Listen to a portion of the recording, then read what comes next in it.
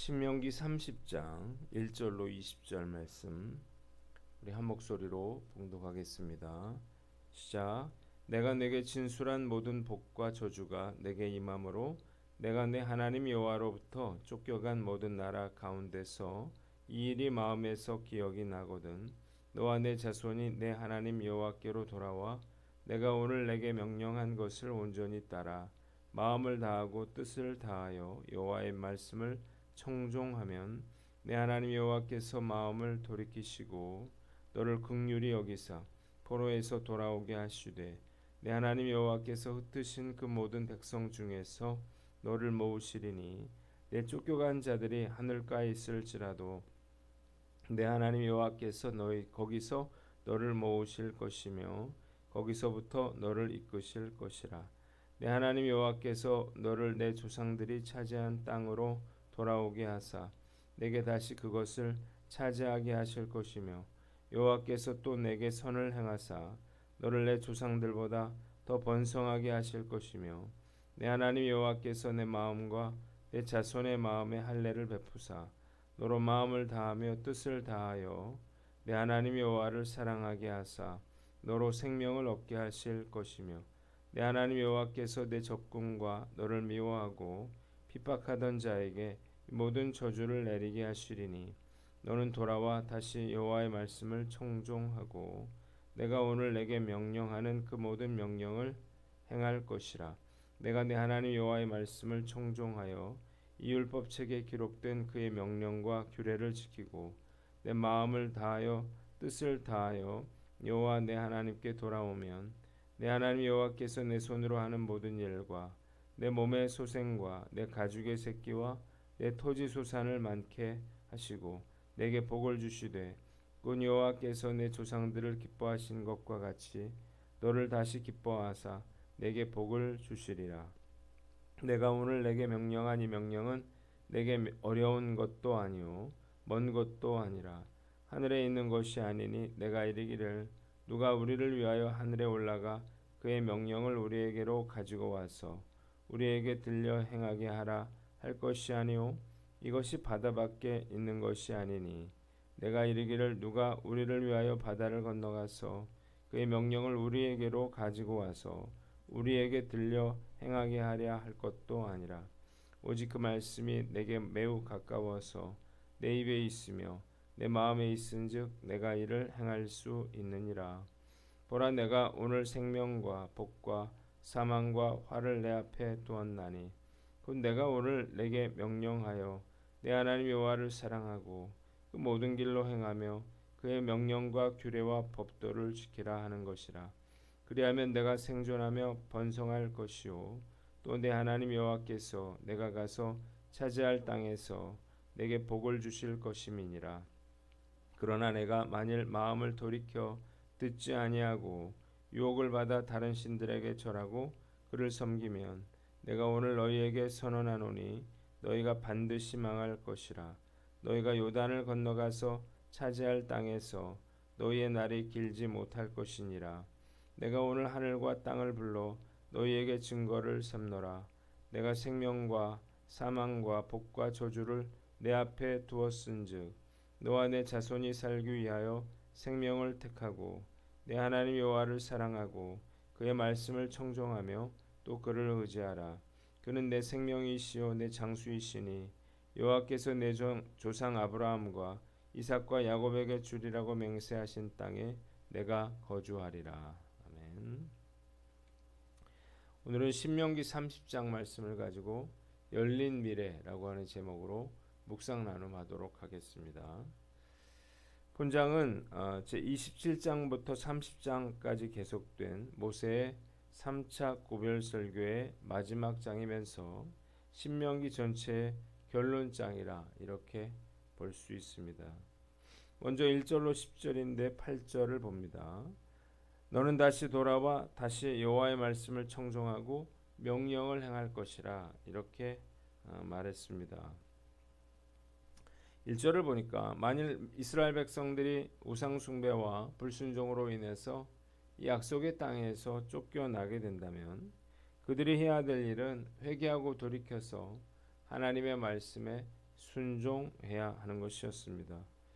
그들이 마음과 목숨과 뜻을 다하여 하나님께 순종한다면 하나님께서 불쌍히 여겨주셔서 그들을 다시 되돌아오게 하시고 땅을 다시 차지하고 그 이전보다 더욱 번성하게 해주실 것이다. 이렇게 모세는 말하고 있습니다. 또한 하나님께서 그들의 마음에 할례를 베푸셔서 순종하는 마음을 주시고 마음과 정성을 다해 하나님을 사랑하며 살게 해주실 것입니다. 반면에 하나님은 대적들에게 저주를 내리실 것인데 그들이 돌아와서 말씀에 순종하고 계명을 지키면 하나님께서 그들이 하는 모든 일에 복을 주시고 풍성함을 누리며 그들의 조상들처럼 잘 되게 해주시겠다. 이렇게 약속하고 있습니다. 본문이 주는 교훈이 있는데 고통 가운데 있다면 자신을 돌아보라는 것입니다. 오늘 1절에 내가 내 하나님 여호와로부터 쫓겨간 모든 나라 가운데서 이 일이 마음에서 기억이 나거든 이라고 하는 단어가 이 구절이 마음에 닿습니다. 무슨 말인가요? 그들이 쫓겨가기 전까지는 하나님의 말씀을 생각하지 못했다는 거예요. 모세가 경고한 대로 이스라엘 백성들은 우상을 섬김으로 불순종의 길을 갔습니다. 하나님께서는 계속해서 선지자들을 보내셔서 그들을 하여금 회개하고 돌아올 것을 촉구하셨지만 백성들은 끝내 이를 거절했죠. 결국 그들에게 하나님의 심판이 임하게 되어서 아수르와 바벨론을 통해서 북이스라엘과 남유다가 멸망하고 예루살렘 성전은 무너지고 그들은 흩어져서 노예로 끌려가게 됩니다. 하나님의 심판으로 인해서 낯선 땅에서 뼈저린 고통과 슬픔을 겪게 된 이스라엘 백성들은 그제서야 하나님께서 그들에게 주신 이 언약의 말씀을 기억합니다. 그리고 하나님께서 축복과 저주의 심판의 언약뿐만 아니라 회복의 언약을 주셨다고 하는 사실을 비로소 깨닫게 된 것입니다. 하나님께서 우리에게 고난을 주시는 두 가지 이유가 있는데 첫 번째는 그 고난을 통해서 우리를 연단하고 훈련하기 위함이고 두 번째는 우리의 불순종과 죄악 때문에 우리를 징계하시는 그런 고난이에요. 하나님이 우리에게 주시는 연단은 힘들더라도 우리가 참아내야 되겠죠. 그러나 만약 이것이 우리의 불순종으로 인한 징계라면 반드시 내 삶을 돌아보고 그 문제의 원인을, 고난의 원인을 찾아야 합니다. 그리고 회개하고 돌이켜야 하는 것입니다.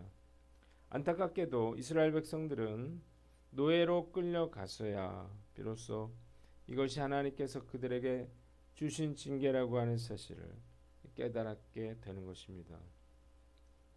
저는 어려움을 당할 때마다 늘 고난의 의미에 대해서 묻습니다. 만일 내가 당하고 있는 고난이 죄로 인한 그러한 하나님의 징계라고 비롯된 것, 징계에서 비롯된 거라면 내가 돌이키지 않으면 그 고난은 끝나지 않겠죠. 그래서 고난 당할 때 더욱 예민하게 나 자신을 돌아보고 고난의 원인을 깨달아야 하는 거예요. 오늘 난 어떤가 한번 스스로를 돌아보고 우리가 늘 우리 삶을 돌아보므로 우리가 당하는 고난의 그 원인을 찾는 저와 여러분들 되시기를 바랍니다. 두 번째는 회개하고 돌이키라는 거예요. 자, 고통의 원인이 불순종으로 인한 것이라는 사실을 깨닫게 됐어요. 그러면 우리가 어떻게 해야 될까요? 회개하고 돌이켜야 하는 것입니다. 비록 이스라엘 백성들이 저주를 받아서 약속의 땅에서 쫓겨나고 흩어졌다 하더라도 마음과 목숨과 뜻을 다해서 하나님께 순종한다면 하나님이 불쌍히 여기시고 그들을 되돌아오게 하시고 땅을 차지하고 이전보다 더 번성하게 해주실 것이기 때문입니다. 이 약속의 말씀은 남유다가 바벨론의 침공을 받아서 노예로 끌려갔다가 70년 만에 고국으로 되돌아옴으로 성취되었습니다. 하나님은 하나님의 백성으로 택하신 자라 하더라도 범죄할 때에는 징계하신다는 거예요. 이것은 마치 아비가 그 자녀가 잘못했을 때 책망하는 것과 같습니다. 때문에 회개하고 돌이키면 다시 회복시켜 주실 뿐만 아니라 이전보다 더 좋은 것으로 주시는 거죠. 아무리 큰 죄를 지은 자라도 회개하고 돌이킨다면 하나님은 언약 백성으로 누릴 수 있는 그런 복을 허락해 주시는 것입니다. 얼마나 위로가 되고 또 힘이 되는 말씀인지 모르겠습니다. 죄 짓지 않고 산다면 얼마나 좋을까요? 나이가 들면 조금은 죄성이라고 하는 게 누그러들지 않을까 하는 기대를 가져본 적이 있는데 나이가 들면서 절대 그렇지 않다는 사실을 깨닫게 됩니다. 살아있는 한 내 안에 있는 이 죄성은 결코 약화되지 않을 것입니다. 지금까지 그러했던 것처럼 앞으로도 우리는 끊임없이 크고 작은 그런 죄들을 짓고 살게 될 텐데요. 그러나 정말 다행인 것은 그럼에도 불구하고 하나님께서 저와 여러분들을 버리지 아니하신다는 것입니다. 그리고 더 놀라운 것은 축복도 감하여지지 않는다는 거죠. 오히려 회개하고 돌이키면 더 큰 축복도 받을 수 있는 거예요. 죄 지은 자를 이렇게 용서하시고 이전보다 더 큰 축복을 주시는 그 하나님의 마음을 사실 이해하기 어렵죠. 오늘 난 어떤가 한번 살펴보고 우리가 비록 불순종했다 하더라도 그래서 징계받았다 하더라도 이 놀라운 하나님의 사랑을 기억하고 언제나 회개하고 돌이키는 저와 여러분들 되시기를 주님의 이름으로 축원합니다. 두 번째 본문은 11절로 14절인데 11절을 봅니다. 이 명령은 내게 어려운 것도 아니요 먼 것도 아니라 그랬어요. 자, 모세는 하나님의 명령이 실천하기 어려운 게 아니고 그들의 능력이 미치지 못하는 것도 아니라 이렇게 말하고 있습니다. 하나님의 명령은 하늘 위에 있는 것도 아니고 바다 건너편에 있는 것도 아니라 바로 그들 가까이에 있다는 것입니다. 얼마든지 그들이 순종하려는 그런 마음만 있다면 실천할 수 있다는 것입니다.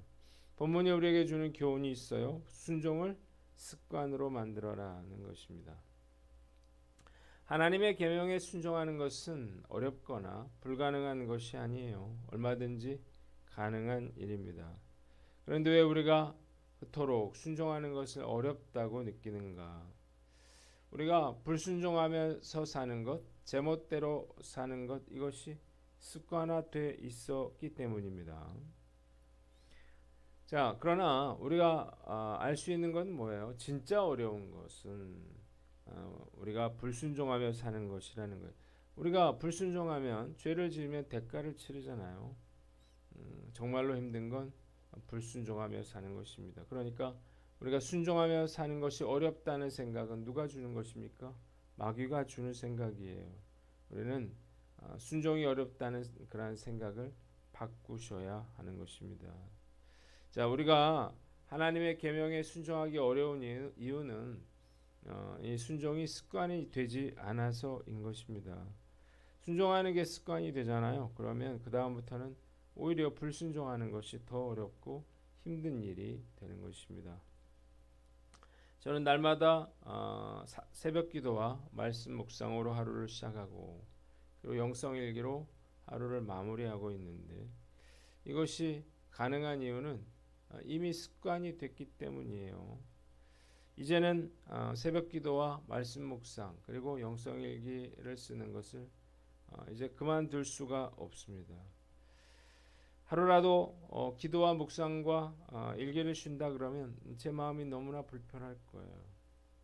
주일 성수와 또 11조와 봉사рат과 같은 것들이 습관이 된 것처럼 우리가 순종해야 할 것들을 습관화하여서 우리가 노력하지 않고도 순종하며 살아가는 저와 여러분들 되시기를 주님의 이름으로 축원합니다.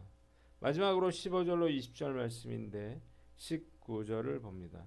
내가 생명과 사망과 복과 저주를 내 앞에 두었은즉 너와 내 자손이 생명을 택하고 그랬어요. 자, 모세는 백성들에게 생명과 번영의 길과 죽음과 파멸의 길이 앞에 놓여 있다. 이렇게 말을 합니다. 만일 백성들이 하나님을 사랑하고 그 길을 따르며 그의 명령과 규례와 법도를 지키면 잘되고 번성하고 복을 받을 것이나 불순종하고 우상 숭배에 빠지면 반드시 망하게 될 것이고 약속의 땅에서도 오래 살지 못할 것이었습니다. 때문에 백성들과 자손들이 살려면 생명의 길을 택해야만 했습니다. 만일 그들이 하나님을 사랑하고 말씀을 듣고 그를 따르면 약속의 땅에서 영원히 살게 될 것이었습니다. 자, 백성들이 죽음과 파멸의 길이 아니라 생명과 번영의 길을 택해야 하는 것은 자명한 일이죠. 그들의 선택이 그들의 운명을 결정할 것이기 때문입니다. 어떤 길을 선택할 것인가는 그들의 몫이에요. 그러나 그 선택의 결과도 역시 그들이 책임을 져야 하는 것이었습니다. 자, 본문이 우리에게 주는 교훈이 있어요. 축복의 길을 선택하라는 것입니다. 자, 하나님은 모세를 통해서 순종과 저주에 대해서 너무나 상세하게 알려줬는데 이유가 뭔가요? 순종을 통해서 저주가 아니라 축복을 선택하라는 것입니다. 그러나 최종 선택은 자유의지를 가진 우리가 결정할 문제죠. 내 선택에 의해서 내가 생명과 번영의 길을 갈 것인지 죽음과 파멸의 길을 갈 것인지가 결정되는 것입니다. 우리 청소년들 또 젊은 친구들을 보면 안타까울 때가 있어요. 그 누구의 말도 듣지 않고 잘못된 선택을 하는 그러한 경우가 많이 있습니다. 어떤 선택을 하느냐는 자기 자유지만 그러나 결과도 자신이 자유한다는 사실을 그들은 알지 못합니다. 두 가지 길을 다 선택할 수는 없습니다. 단 한 가지의 길을 선택해야 하고 그 선택의 결과는 결코 돌이킬 수가 없는 거예요. 그러니까 우리가 무조건 올바른 선택을 해야 하는 거예요. 그래야 우리가 축복의 그러한 길로 갈 수 있습니다. 자, 그런데 사람들은 어떻게 하나요? 이 축복의 길을 선택하지 않고 이 저주의 길을 선택해요. 그 이유가 뭐예요? 순종하기를 싫어하기 때문이에요. 아무리 이야기해도 듣지 않으려고 그래요. 자기 고집대로 자기가 원하는 대로 하려고 그러는데 결국 그래서 불순종의 길로 가게 되는 것입니다. 과연 나는 어떤가? 우리가 냉정하게 나의 신앙의 현주소를 파악해야 되겠죠. 왜냐하면 내가 잘못된 선택을 하고 있다면 즉시 돌이켜야 하기 때문입니다. 가장 나쁜 것은 내가 이 파멸의 길로 가면서도 스스로 신앙생활을 잘하고 있다고 착각하는 것입니다. 자, 어떤 분들은 본인은 신앙생활을 잘하고 있다 이렇게 생각할지 몰라도 목회자가 볼 때 그의 수준은 별로 높지 못한 그런 경우가 많이 있습니다. 매우 난감한데 그렇다고 해서 이런 분들에게 당신은 지금 잘못하고 있다 이렇게 이야기하기가 어려운 것입니다. 어떤 교수는 학생들이 성적의 의의를 제기하면 A+ 맞은 답안지를 보여준다 그래요. A+를 받은 답안지는 달라도 한참 다르는 거죠. 오늘 말씀 묵상하면서 목사인 저도 역시 그럴 수 있겠다 그런 생각을 해봅니다. 목사라는 타이틀로 인해서 매일 하나님의 말씀을 전하는 것으로 인해서 얼마든지 착각할 수 있는 거예요. 자, 그래서 중요한 건 내 안에 불순종한 것들을 잘 들여다보고 혹시 그러한 것들이 있다면 남김없이 그런 것들을 꺾어 버려야 하는 것입니다. 오늘 나 스스로를 돌아보고 과연 난 어떤가 한번 우리가 내 삶을 돌아보면서 우리가 순종의 길을 택함으로 생명과 축복을 누리는 저와 여러분들 되시기를 주님의 이름으로 축원합니다. 기도하겠습니다. 하나님 아버지, 순종과 불순종의 길 중에 하나님 우리가 순종의 길을 선택함으로 하나님의 축복의 삶을 누리며 살게 하여 주시옵소서.